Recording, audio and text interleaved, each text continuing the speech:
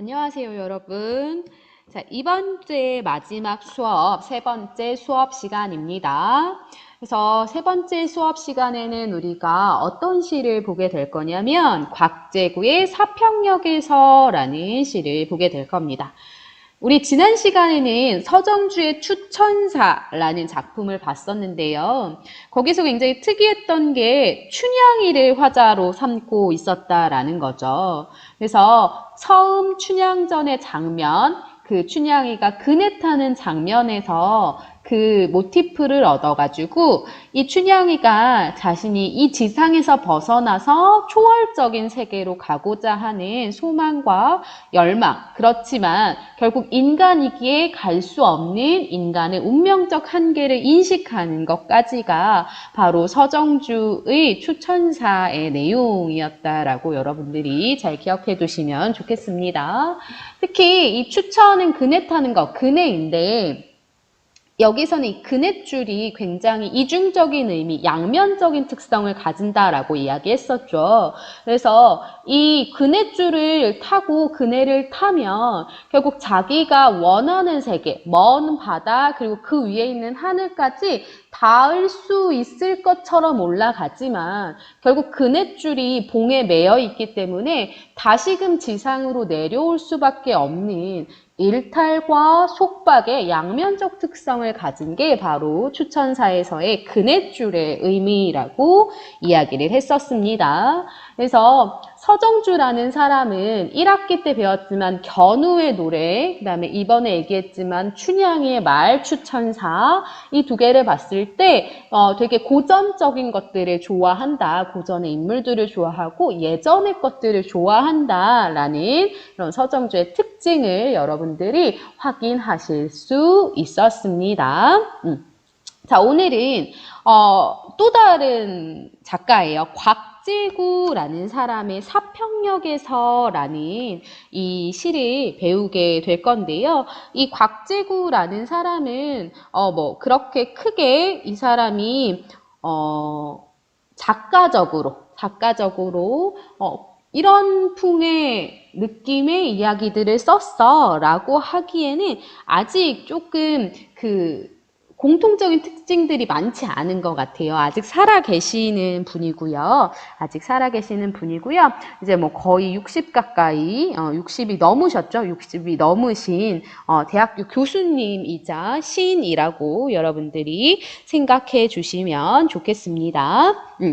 이 곽재구의 사평역에서라는 시를 배우기 전에 우리 한번 여기에 있는 시를 읽고 진행을 해보도록 하겠습니다. 막차는 좀처럼 오지 않았다. 대합실 밖에는 밤새 송이눈이 쌓이고 흰 보라 수숫꽃 눈시린 유리창마다 톱밥 난로가 지펴지고 있었다. 금음처럼 몇은 졸고 몇은 감기에 쿨럭이고 그리웠던 순간들을 생각하며 나는 한 줌의 톱밥을 불빛 속에 던져 주었다. 내면 깊숙이 할 말들은 가득해도 청색의 손바닥을 불빛 속에 적셔두고 모두들 아무 말도 하지 않았다. 산다는 것이 때론 술에 취한 듯 한 두름의 굴비 한 광주리의 사과를 만지작거리며 귀향하는 기분으로 침묵해야 한다라는 것을 모두들 알고 있었다. 오래 앓은 기침소리와 쓴약 같은 입술 담배 연기 속에서 싸륵싸륵 눈꽃은 쌓이고 그래 지금은 모두들 눈꽃의 화음에 귀를 적신다. 자정이 넘으면 낯설음도 뼈아픔도 다 설원인데 단풍잎 같은 몇잎의 차창을 달고 밤 열차는 또 어디로 흘러가는지 그리웠던 순간들을 호명하며 나는 한 줌의 눈물을 불빛 속에 던져 주었다. 자, 이렇게 되는 요 시가 곽재구의 사평역에서라는 시입니다. 자, 여기에 제목을 우선 보시면 사평역이에요. 요 사평역이 공간적 배경이라고 여러분들이 생각하실 수 있겠죠. 공간적 배경이 사평역입니다. 근데 이 사평역은 정식적으로 기차가 여러 번 쓰는 그런 큰 역이 아니라 간이역이에요. 간이역. 이제 이 간이역은 모든 기차가 쓰는 게 아니라 어떤 때는 기차가 쓰기도 하고 어떤 때는 또 넘어가기도 하는 그런 간이역이거든요. 조그마한 간이역입니다. 이 사평역에서 아마 화자가 이야기를 진행하는 것 같습니다. 자, 그러면 우리 한번 직접 들어가서 시를 살펴보도록 하겠습니다. 막차는 좀처럼 오지 않았다. 자, 여기에서 뭐라고 하고 있냐면 막차라고 이야기하고 있어요. 왜 사람들이 많이 다니는 시간대에 출퇴근 시간대의 차가 아니라 막차를 여기에서 시간적 배경으로 설정했을까라고 생각을 해보면 이 막차는요, 이게 지나가면 더 이상 무언가가 없어요. 그쵸? 그래서 이 마지막이라는 걸 강조하면서 여기서 막차 잘 안 서겠죠. 그쵸? 그래서 이 막차는 쓸쓸한 분위기를 만들어낸다라고 여러분들이 생각해 주시면 되겠습니다. 쓸쓸한 분위기. 좀처럼 오지 않았대요. 사람들이 막차를 계속 기다리고 있는데 얼마나 지루하고 힘들겠어요.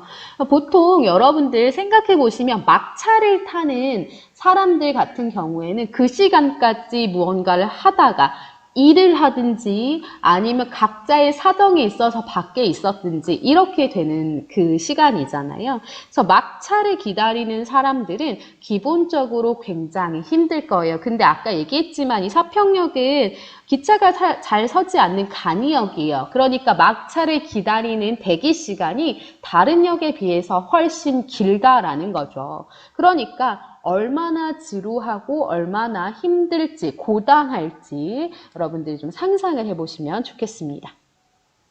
대합실 밖에는 사평역의 대합실, 이게 아주 구체적인 배경이죠. 사평역이라는 게 공간적 배경이지만 더 구체적으로 쓰자면 사평역의 대합실이라고 보시면 되겠습니다. 대합실 밖에는 밤새 송이눈이 쌓이고 밤이래요. 그리고 눈이 쌓였답니다. 자, 시간적 배경, 계절적 배경이 나오네요. 계절적 배경과 시간적 배경이 나오게 됩니다. 시간적 배경, 계절적 배경. 근데 이 밤이라는 그리고 겨울이라는 밤과 겨울이라는 요 배경이 우리가 이전에 쭉 배웠지만 차갑고 어두운 이미지잖아요. 그쵸? 얘네들은 차갑고 어두운 이미지입니다. 차갑고 어두운 이미지예요. 그러니까 지금 이들이 있는 요 시간과 이 공간의 이 계절 자체가 이 안에 있는 사람들로 하여금 굉장히 힘들고 고단한 상황임을 또 보여주는 하나의 장치라고 보실 수 있겠습니다. 흰 보라 수숫꽃. 흰 보라 수숫꽃은 진짜로 꽃이 거기다가 폈다는 게 아니라요. 요거가 눈송이에요. 눈송이. 눈시린 유리창마다 그러니까 흰 보라 수숫꽃은 눈의 은유법이라고 보시면 되겠죠. 흰 보라 수숫꽃 눈시린 유리창마다 톱밤 난로가 지펴지고 있었다. 눈이 시립되어 차가움의 이미지죠. 차가움의 이미지인데 그 안에 뭐가 지펴지고 있었냐면 톱밤 난로, 따뜻함의 이미지입니다. 밖이 너무너무 추우니까 그 난로를 지펴서 이들을 가깝게 모이게 하는 게 되는 거겠죠. 차가움의 이미지와 따뜻함의 이미지가 대립되고 있습니다. 여러분들 이제 이 정도는 충분히 찾으실 수 있을 것 같아요. 그쵸? 자, 톱밤 난로가 지펴지고 있었다. 그러니까 이 톱밥 난로는 어떤 존재냐면 이 막차를 기다리는 사람들에게 위안이 되는 존재가 되는 겁니다. 그러니까 위로가 되는 거죠. 밖이 너무 추운데 이 난로 덕분에 따뜻해질 수 있기 때문에. 자, 금음처럼 몇은 졸고, 여기서 졸고라는 표현이 나오는 거 보니까, 여기 있는 사람들은 굉장히 피곤한가 봐. 이렇게 생각할 수 있겠죠. 여기 있는 사람들은 피곤하다라는 걸 이렇게 보여주고 있어요. 몇은 감기에 쿨럭거리고, 이 자체로도 여기 있는 사람들이 밤에 얘들아 생각을 해보세요. 얼마 사람이 없는 막차를 기다리는 굉장히 조용한 역 안에서 누구는 꾸벅꾸벅 졸고 누구는 이러면서 기침하고 라는 건 이들의 삶이 그만큼 피곤하고 고되다라는 의미죠. 그래서 여기 요 두 줄은 여기 있는 사람들이 피곤하고 고단하다. 힘들다. 요렇게 요런 거를 보여주는 부분이라고 봐주시면 좋겠습니다. 그리웠던 순간들을 생각하며 나는 한 줌의 톱밥을 불빛 속에 던져 주었다. 자, 여기서 이 나라는 사람이 뭘 하고 있는지 보세요. 한 줌의 톱밥을 불빛 속에 던져 주었대요. 아까 위에서 보면 이 톱밥 난로가 지펴지고 있었다고 하잖아요. 이 난로에 불을 더욱더 세게 만들려면 톱밥을 넣는 방법이 있는 거예요. 근데 나는 그 톱밥을 난로가 훨씬 더 따뜻해지게 만들고 싶다라는 생각에 그 톱밥을 난로 속에 넣은 거잖아요. 그쵸? 누구를 위해서겠어요? 그렇죠. 이 막차를 기다리는 사평역 대합실에 있는 고단하고 피곤하고 힘든 사람들을 위해서겠죠. 그래서 얘는 삶의입니다. 삶은 아니고 삶의 애환. 이 애환이 슬픔, 아픔 이런 것들을 의미하는 겁니다. 삶의 애환을 가진 사람들에게 동정과 연민의 모습을 보여주고 있습니다. 누가? 화자가요. 화자인 내가요. 좋습니다. 내면 깊숙이 할 말들은 가득해도 이 할 말들이 얼마나 많겠어요. 자기 삶 자체가 굉장히 힘들잖아요. 여기 있는 사람들은. 그러니까 가슴속 깊숙이 묻어둔 한스러운 뭔가 응어리진 억울한 이런 맺힌 말들을 가득해도요. 청색의 손바닥을 불빛에 적셔두고, 자, 손바닥이 청색이래요. 왜 청색이냐면 얘들아 우리 추울 때 입술 파래지는 거 알고 계세요? 맞아요. 그래서 이 청색은 손바닥이 굉장히 차갑다라는 의미입니다. 손바닥이 차가움. 요거를 보여주는 색이에요. 그래서 이 밖에가 눈도 오고 밤이고 추우니까 손바닥이 펄해진 거예요. 근데 그거를 불빛 속에 적셔두고 진짜로 불빛 속에 손을 넣은 게 아니라 불을 쬐고 있다라는 거겠죠. 모두들 아무 말도 하지 않았다. 그러니까 너무 고단하기도 하고요. 내가 무언가 말을 해서 서로 위로를 주고받을 상황이 아니라는 거예요. 서로가 너무너무 힘든 상황이고 그게 눈으로 봐도 딱 보이는 거예요. 어떤 사람 켈록켈록하고 어떤 사람 졸고 이러고 어떤 사람은 멍하니 지금 막차 기다리고 이런 걸 보니까 자기뿐만 아니라 여러 사람들이 굉장히 힘든 상황이라는 걸 눈으로 확인할 수 있었던 거죠. 그러니까 내가 힘들어도 그냥 입속에 꾹 다물고 얘기하지 않는 거죠. 산다는 것이 때론 술에 취한 듯이 약간 술에 취하면 헬렐레 하잖아요. 그렇게 술에 취한 듯이 지나가는 것 같다라는 거예요. 한 두rum의 굴비, 한 광주리의 사과를 만지작거리며 귀향하는 기분으로 침묵해야 한다라는 것을 모두들 알고 있었다. 여기에 굴비와 사과가 나오게 되는데요. 얘들은 뭐 대단한 애들이 아니에요. 그 명절이 되면 우리 집에 고향에 내려갈 때 당연히 가지고 가는 그냥 기본적인 것들인데 사람들의 이 삶이 그렇게 뭐 별거 없이 지나간다라는 걸 이렇게 보여주고 있다라는 거죠.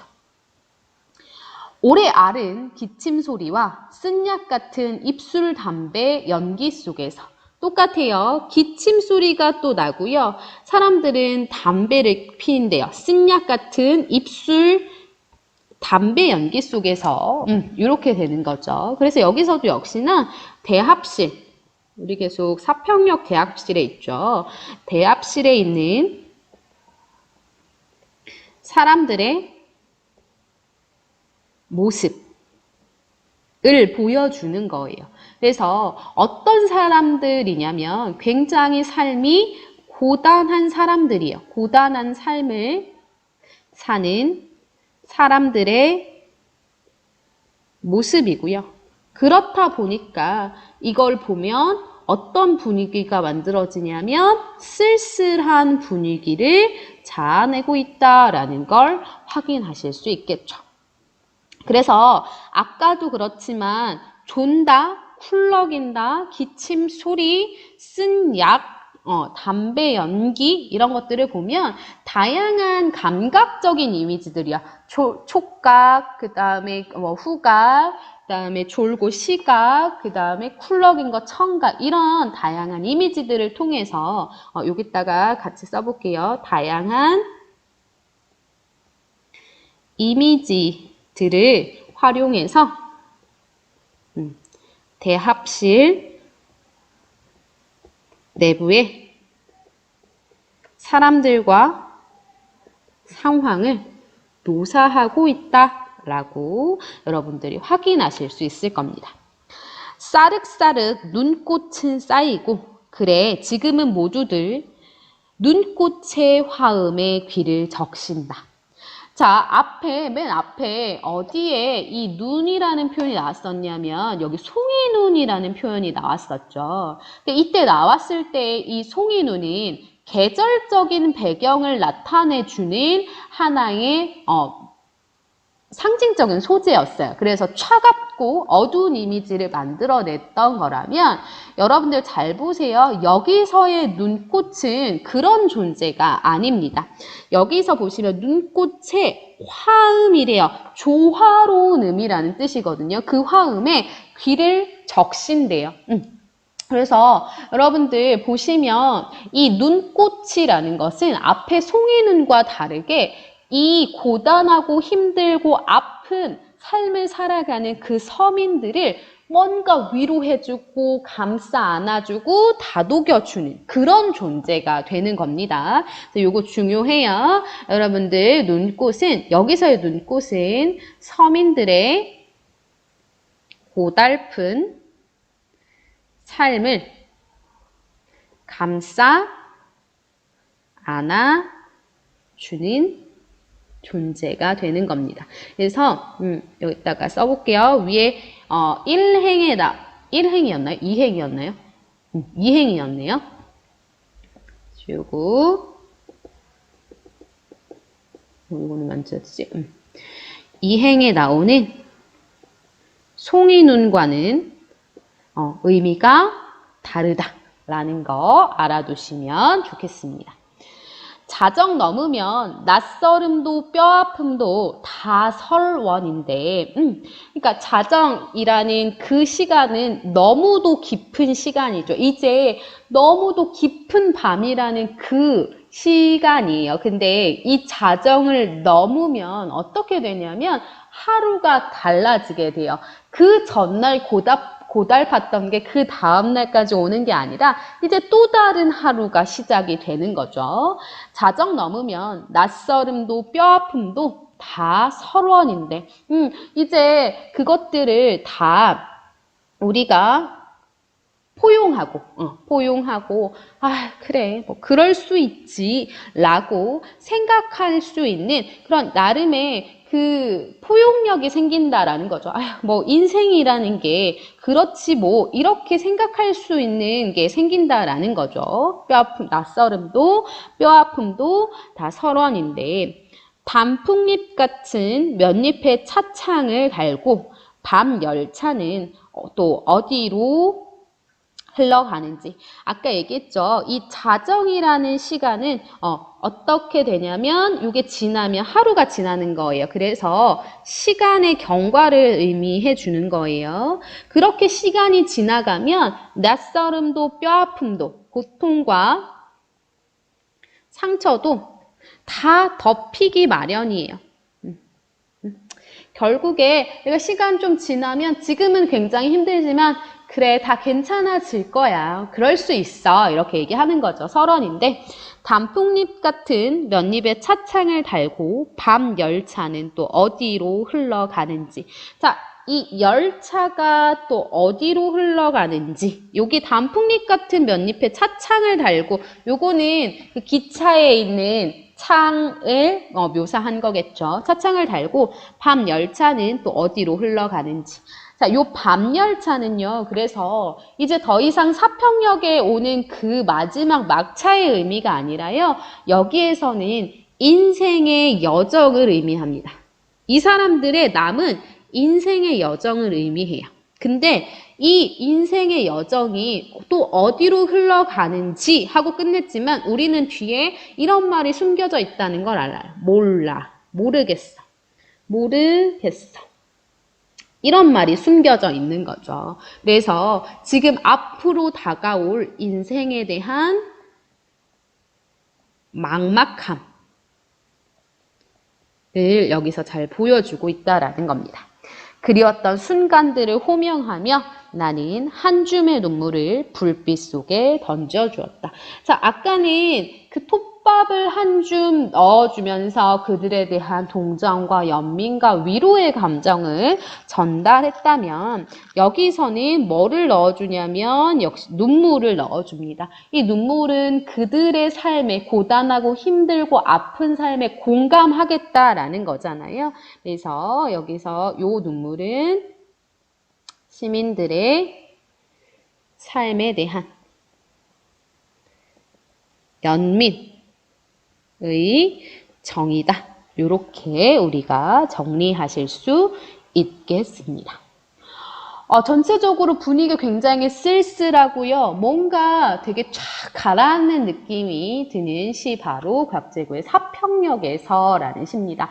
왜 그랬냐면 막차라는 그걸 통해서 내가 굉장히 고달픈 일들을 하고 돌아가는 그리고 그 속에 있는 그 사람들은 삶이 고달프다 보니까 금음처럼 몇층 졸고 감기 쿨럭거리고 그 다음에 마치 쓴 약을 먹은 것처럼 입술주위가 쓰고 담배 연기로 가득 차고 이런 모습들이 보여주게 되는 거죠. 그래서 전체적으로 좀 쓸쓸한 분위기. 그럼에도 불구하고 여러분들이 포인트로 보셔야 될 거는 이 시의 화자인 나가 그들에 대한 연민, 위로, 이런 그러한 감정들을 전달해주고 있다. 그래서 아직 세상은 살만하네? 약간 이런 느낌으로 받아들여 주시면 되겠습니다.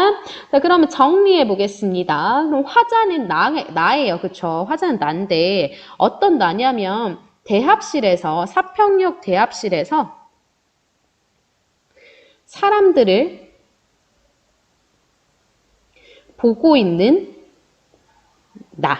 이게 바로 이게 화자이죠. 근데 이 화자가 그러면 시적인 상황이나 대상들에 대해서 어떤 감정을 가지냐? 우리 계속 나오죠? 연민의 정서. 그렇죠? 네.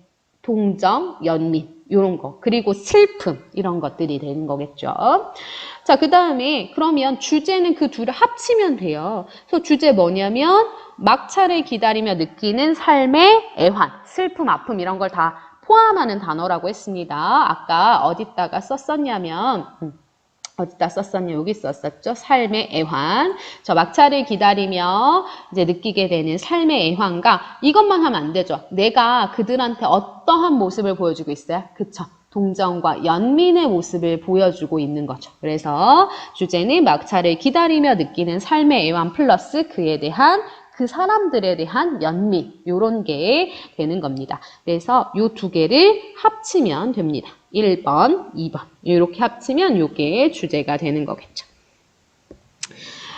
마지막으로 우리가 좀 봐야 될 표현법들은 아까 얘기했지만 우리 계속 나오지만요. 여기에 차가움과 따뜻함의 이미지가 대립된다라는 거 봐주실 수 있었고요. 그 다음에 다양한 이미지가 활용되면서 이 대합실 내부의 사람이나 상황들을 묘사했다라는 거 여러분들이 여기에서 특징적으로 볼만한 표현법들이었다. 이렇게 알아주시면 됩니다. 당연히 여기 이런데 직유법도 있다라는 거 여러분들 잘 알아두시면 되겠습니다. 요 곽재구의 사평역에서라는 요 시를 바탕으로요. 여기에서 시에서는요. 굉장히 이야기들을 함축하고 간결하게 해서 전달하고 있다라는 게 특징이죠. 근데 요거를 바탕으로요, 요거를 요거의 내용을 바탕으로 그대로 넣어서 더 많은 인물을 등장시켜서 이야기를 풀어낸 게 뭐냐면, 임철우라는 사람의 사평역이라는 소설입니다. 그래서 죄송해요. 이 곽재구라는 사람이 쓴 사평역에서를 기본 모티프로 해서 거기에 조금 더 이것저것에 살을 붙여서 임철우가 쓴 소설이 바로 사평역이라는 소설이 또 있다라는 것도 여러분들이 같이 알아두시면 좋을 것 같다라는 생각이 듭니다. 자, 우리 이렇게 해가지고요. 지금까지 총 몇 개의 시를 배웠냐면 우리 9개의 시를 배웠습니다. 첫 번째는 복효근의 세상에서 가장 따뜻했던 저녁. 두 번째는 박제삼의 흥부 부부상. 세 번째는 윤동주의 참회록. 네 번째는 이육사의 꽃. 다섯 번째는 황지우의 겨울나무로부터 봄나무에로. 여섯 번째는 백석의 여운한 골조. 일곱 번째는 이용학의 풀벌레 소리 가득 차 있었다. 여덟 번째는 서정주의 추천사. 그리고 아홉 번째가 오늘 배운 곽재구의 사평역에서라는 시라고 기억해 두시면 되겠습니다. 총 9편의 시를 배우는 동안 동일한 화자는 하나도 없었어요. 근데 여러분들 우리 이번 단원의 가장 핵심이 시선과 목소리, 화자에 관련된 거였잖아요. 그래서 그 누구도 동일한 화자가 없었습니다. 나라고 나올 수는 있지만 어떤 나인지는 다 그 작가가 선택한 바에 따라서 달라질 수밖에 없었죠. 그래서 여러분들 이런 화자를 통해서 이 화자가 어떠한 태도를 보이느냐에 따라서 결국 작가가 말하고자 하는 바, 주제가 어떻게 전달되는지가 달라지는 걸 여러분들이 확인하실 수 있었고요.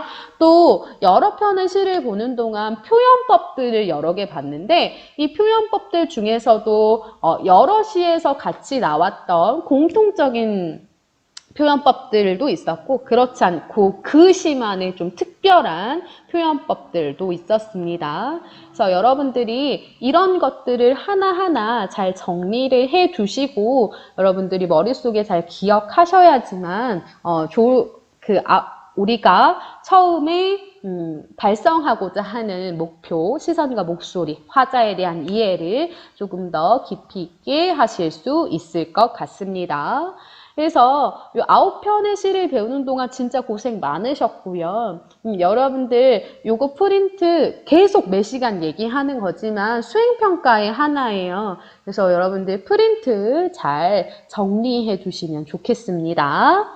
자, 우리 다음 시간에는 숙제가 하나 있습니다. 무슨 숙제냐면 우리가 요거를 끝내고 나서 우리가 어디로 갈 거냐면 이제 교과서에 있는 성석재라는 사람이 쓴 내가 그린 히말라야 시다 그림이라는 소설로 우리가 수업을 갈 겁니다.